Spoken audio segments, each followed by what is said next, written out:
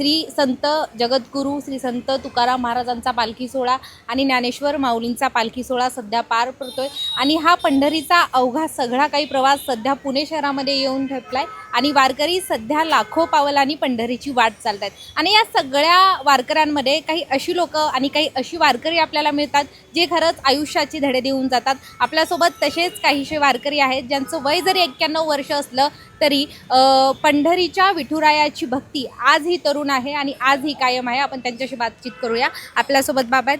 बाबा कुठले आहेत तुम्ही? अकलूज. अकलूज.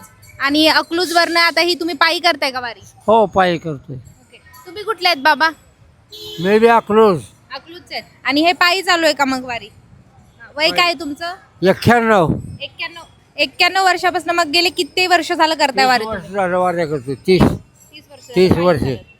पायी चालत. हा. ओके. मग तुम्ही असं दिंडीमध्ये वगैरे आहात की तुमचं नाही नाही नाही नाही आम्ही आपले 4-2 वारकरी आपल्या आले चालतो सगळं. आणि हे कोण आहेत तुमचे? ते पाहुणे आहेत.